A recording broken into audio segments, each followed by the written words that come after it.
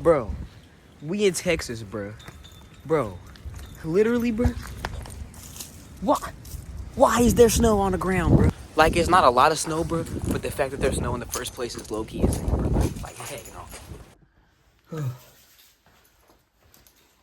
God, bro. It's so cold outside, bro. So cold outside. All right, bet. Trade recap. February 19th.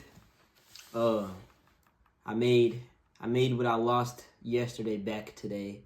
Well, actually, it was a little bit less. I think I made, let's see. I made $374, so like $20 off. Ain't nobody care about $20. But y'all, let's hop into what happened today. All right, so something I realized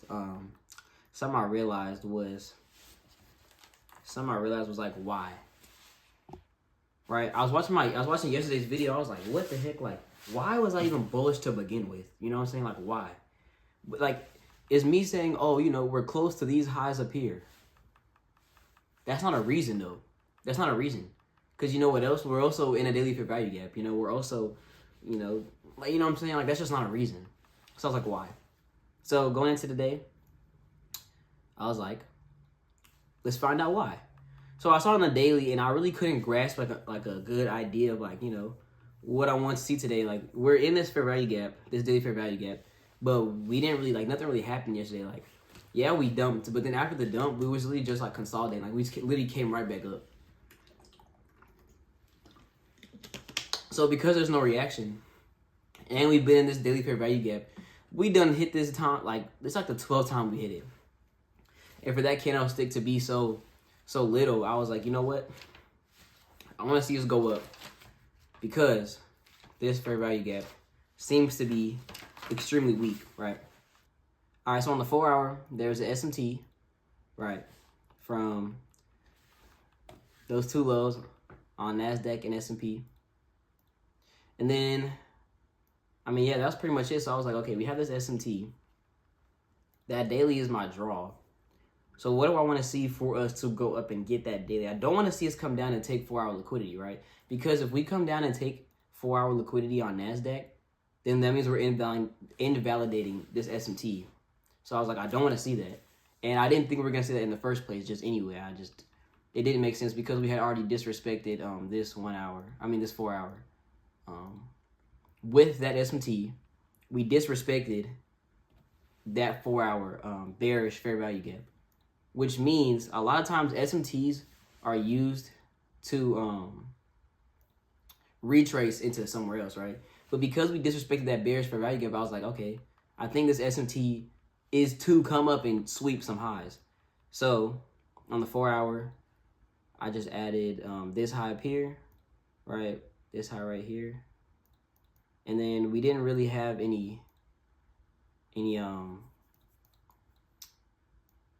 lows that I want to see get swept. We had that high up there, and then this high right here. But we still need a confluence for us to come up.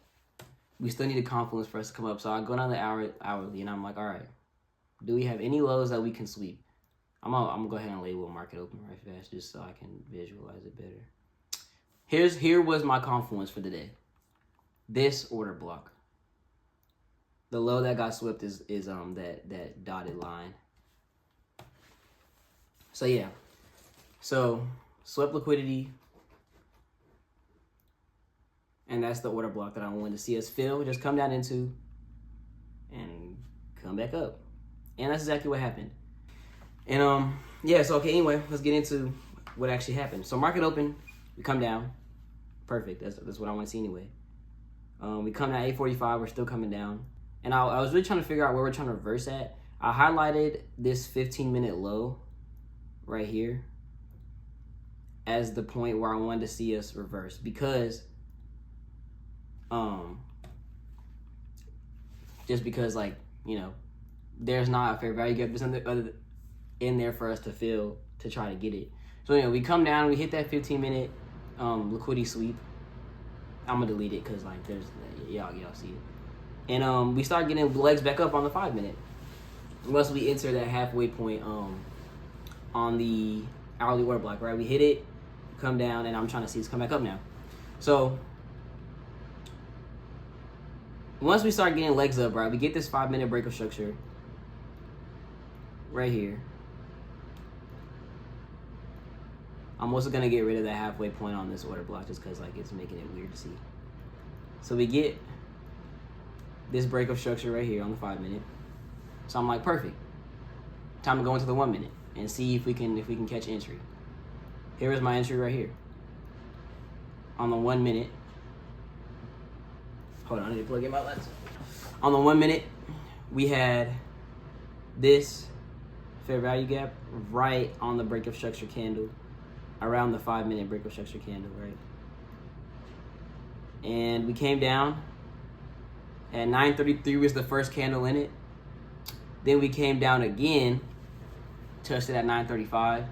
And then once we broke structure right here on the 1 minute, you can see I entered the very next candle, trying to get a lower entry. It was a white candle. I entered right after that break of structure. And I believe I got filled in like right, it was like almost right on that candle. I remember it was 180, 187.5, 187.5. So that was my entry. I had my stops under these lows here. And then my TP was these hourly highs. My TP was these hourly highs here. And then my final TP was here. So it was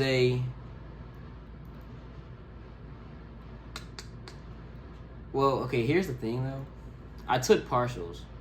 So I actually took partials. I took partials and I saw a fair value gap that was untouched. But whenever I'm trying to find it now, I can't find it. Like, I might have just been tweaking, to be honest. Like, I literally, I found it. It was a 15-minute fair value gap. No, it clearly wasn't.